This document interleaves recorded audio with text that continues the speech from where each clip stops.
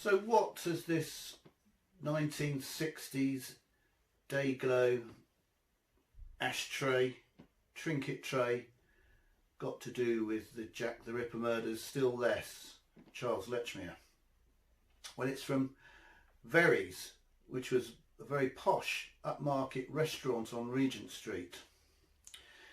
Verrey's closed in the 90s due to it not keeping up with current fashions and things, and it's now a Lacoste shop, although the frontage, the fascia, is the same as you can see on this ashtray. It's probably listed, I imagine. Verrey's Ainsley Harriott, or Ainsley Harriott, he trained there in the 70s as a chef. But it's now closed, as I said. It was in its heyday probably in the 20s and 30s. Edward the Seventh, when he was the Prince of Wales, Bertie, used to dine there. They put on special banquets with numerous courses, dozens of courses with fine sauces and rather strange items on the menu, as they used to have in that period.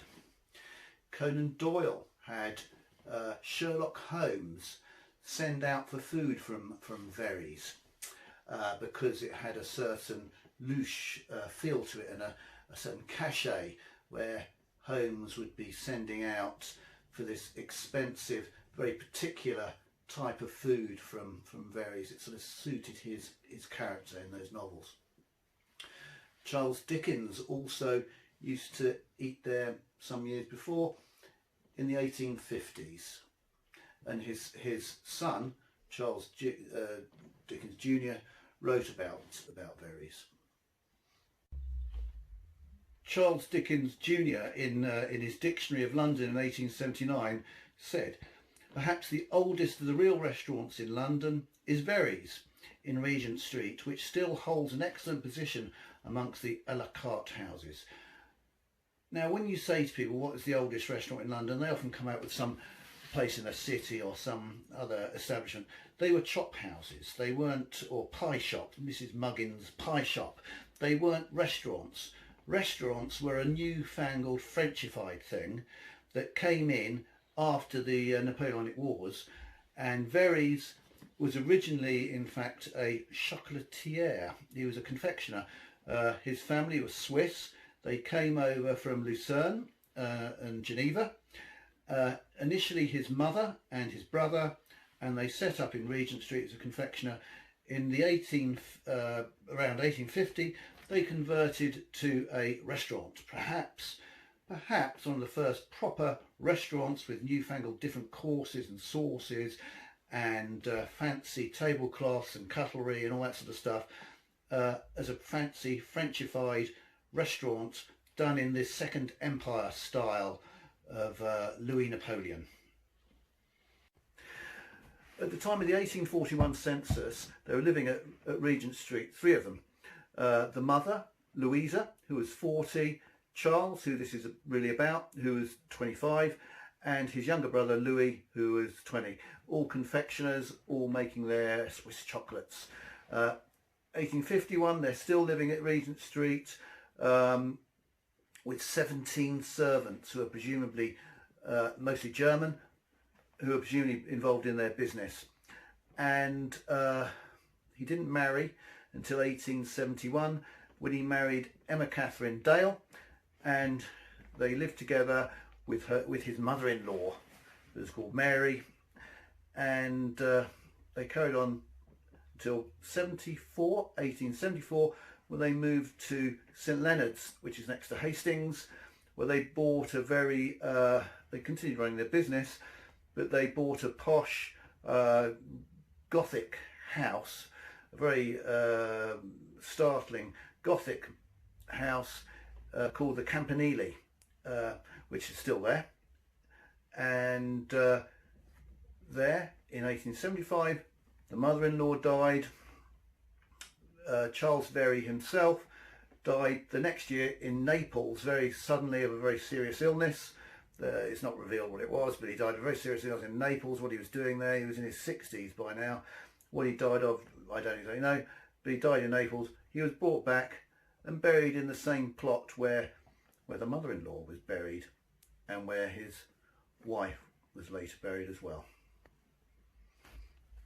Now, Emma Catherine Verrey, as she now was, inherited £14,000.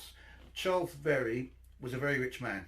His restaurant business, which occupied a very substantial corner of Regent Street, which you can see on a Go map, very substantial premises, was obviously very successful. £14,000 is an awful lot of money. But she moved in with her brother-in-law, whose name was Emery.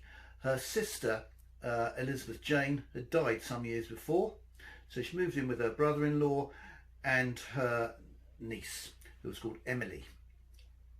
And she herself died in 1885 and left the money to her niece Emily. Emily never married. She eventually left it to her brother, who had emigrated to Canada and America. And with each inheritance, you can see the money whittling away. Well, this is all very well, you might think, bit of background information on the Victorian period, but what's this all got to do with anything? Well, I'll tell you now. Emily Emery, her full name was Emily Lechmere Emery. Guess who her cousin was? Charles Lechmere. Guess whose aunt, who was Charles Lechmere's aunt? Emma Catherine Verrey was originally Emma Catherine Lechmere. She married someone called Dale, who died. Verrey was her second husband. Mary, the mother-in-law, was Mary Lechmere. That was Charles Lechmere's grandmother. If you look at the grave where Charles Verrey, Emma Verrey and Mary Lechmere, you've got Mary Lechmere, Charles Lechmere's grandmother, on the grave. Was Charles Lechmere at the funeral down near St Leonard's in 1875? Quite possibly. Did he visit the Campanile? Possibly. Did he visit Verrey's restaurant and visit his aunt in the West End?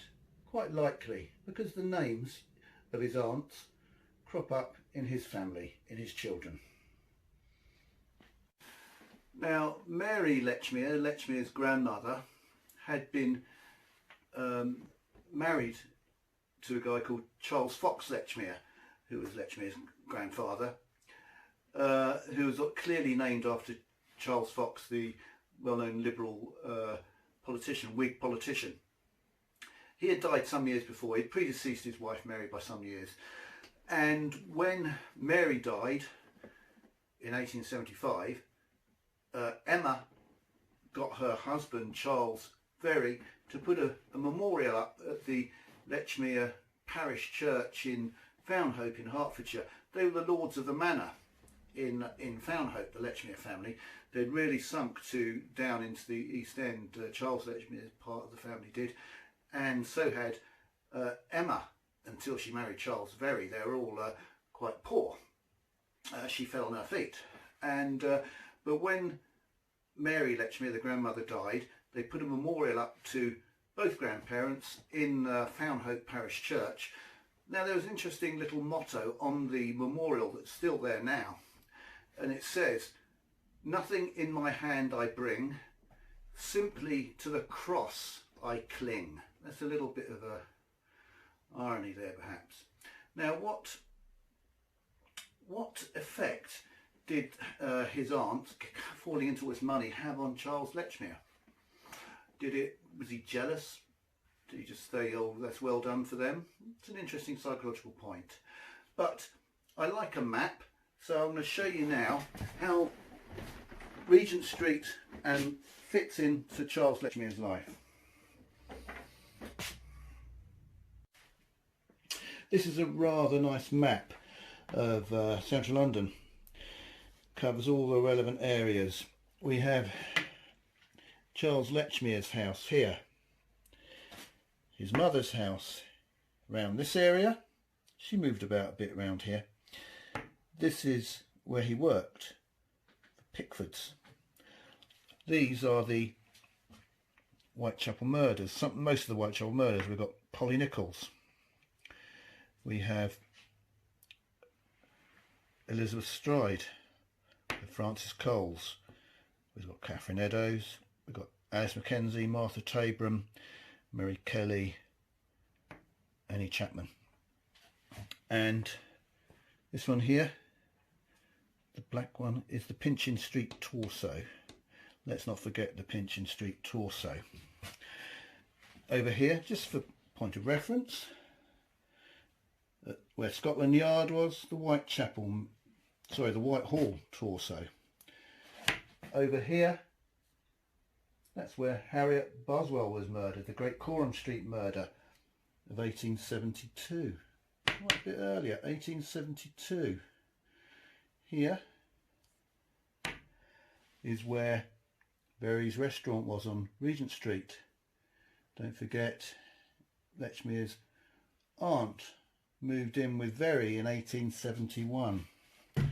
If we come in on this area here, near Verrey's restaurant, just a few points of reference. We have at Leicester Square. That's where the Alhambra was.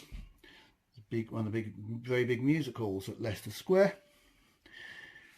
On the corner of where now we have Piccadilly Circus. It was then called Regent Circus. And next to it is where is now the Trocadero, which is where Dr. Kahn's anatomical museum was located, which was a very interesting site. Very close to Charles Verrey's restaurant. Now, eagle-eyed viewers will have seen more than a few fairly signposted clues here for how the Verrey story fits into the Charles Lechmere suspect theory. But we're going to go into those perhaps in greater detail on another occasion. They're just a few clues and a few pointers for you there for now. But anyway, subscribe to the channel and carry on watching as the story unfolds. Thank you.